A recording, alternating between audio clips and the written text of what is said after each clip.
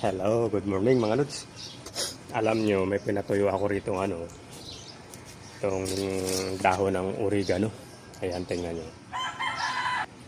Ayan, ito siya mga lods. Hindi siya lahat natuyo.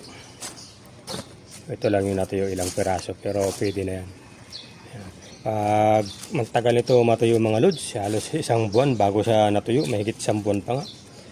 Ang gagawin ko rito lods ay gagawin kong powder. Gigilingin ko siya. Alam niyo yun, masarap itong pansahog sa mga pag nagluluto ka ganun. Sa mga pasta, maganda itong isasabog mo sa ibabaw na ganun. Itong pinatuyong dahon ng oregano. Yan, gigilingin natin to mga lods. Maya pagkatapos natin mag-video. Ayan, ito mga lods yung ating pinatuyong dahon ng oregano. Ayan, good morning mga lods. Yan, wala. Ayan mga lods. Hanggang dito na lamang ang atin po namang maikling video. Ayan, ingat tayo lagi mga lods. Napakainit ang panahon ngayon. Kailangan natin laging uminom ng maraming tubig. Ayan, gigilingin na natin to maya maya. Bye bye. Maraming salamat sa panonood.